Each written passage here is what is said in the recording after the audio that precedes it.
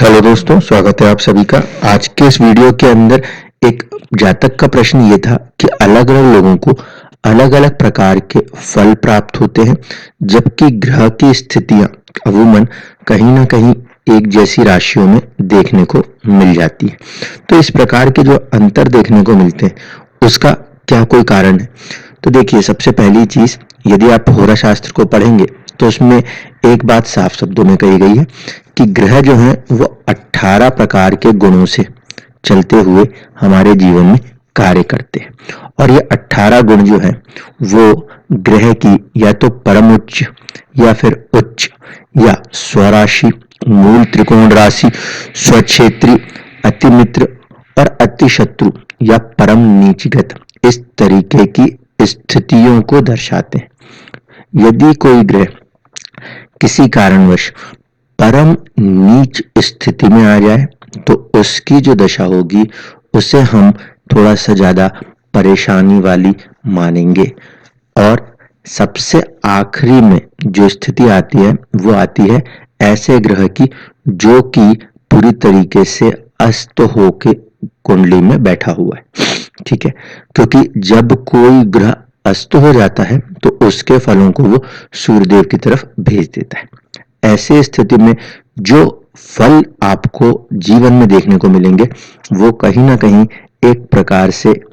इस तरीके से व्यवस्थित होंगे जिसका ग्रह जितना परम उच्चगत होगा या षड्बल में बलवान होगा, उन लोगों को जीवन में सारे सुख, संपूर्ण सुख देखने को मिल रहे होंगे। जब हम बात करते हैं कि कुछ लोगों को जीवन में कुछ दशाएं आई और कुछ रिजल्ट्स तो पॉजिटिव मिले, लेकिन कुछ रिजल्ट्स में क्या हुआ कि उनको रिजल्ट्स आधे अधूरे से नजर आते हैं। तो इसमें भी समझिए, संपूर्ण दशाएं वो दशाएं होती हैं जिसमें या तो वो ग्रह परम उच्च यानी कि लगन कुंडली में भी उच्च है, नवांश में भी उच्च है, तब वो अपने रिजल्ट्स देता है, या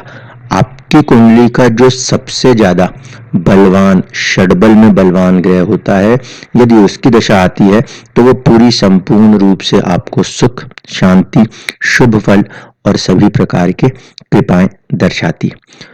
अगर मान लीजिए कि कोई ग्रह परम उच्चगत है लेकिन उसका जो भाव संबंध है वो थोड़ा सा परेशानी वाला है, तो संघर्ष जीवन में वहां पे फिर भी जुड़ा रहेगा। इसी तरीके से दूसरी होती है पूर्ण दशा। पूर्ण दशा के अंदर क्या है, आपका जो ग्रह है वो उच्च राशि में होगा या फिर ग्रह जो है वो कहीं ना कहीं अपने आप में बलवान होगा।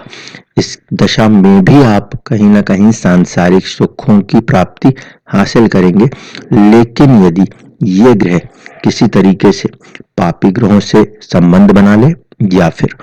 पाप भाव का स्वामी हो जाए तो ऐसी स्थिति में ये ग्रह जीवन में ऐश्वर्य के साथ साथ कहीं ना कहीं आपको रोग देने की कोशिश करेगा। ग्रह शुभ तो है लेकिन भाव स्थिति या योग स्थिति में पीड़ित हो जाने के कारण ऐसे ग्रह हमारे को स्वास्थ्य के ऊपर प्रभाव देने लगते हैं। जो ग्रह काफी नीच होते हैं और या फिर षड्बल में जो ग्रह निर्बल हो जाते हैं, उनकी दशाओं में जीवन के अंदर ज्यादातर अनिष्ट फल, परेशानियां, विपत्तियां या कई बार मृत्यु तुल्य कष्टों का भी सामना करना पड़ता है। इसीलिए जब कभी भी ऐसी स्थिति जीवन में देखने को मिले या कुंडली में ऐसी स्थितियां बन रही हैं कि जो ग्रह हैं वो नीच राशि की तरफ जा रहे हैं, तो भी हम ये कह सकते हैं कि उनकी जो दशाएं, अंतरदशाएं हैं वो जीवन में उतना अच्छा रिजल्ट्स नहीं दे पाती जितना ज्यादा सुख, शांति की कामना व्यक्ति कर रहा होता है। मध्यम दशाएं जो होंगी वो बेसिकली वो उन ग्रहों से होंगी जो अतिमित्र राशियों में बैठे होंगे और साथ ही साथ उनका रिलेशन थोड़ा सा किसी ना किसी क्रूर ग्रह के साथ मिक्सअप हो जाएगा, तो वो दशाएं कुछ अच्छा और कुछ बुरा दोनों प्रकार के फल करने लग जाती हैं। धन्यवाद।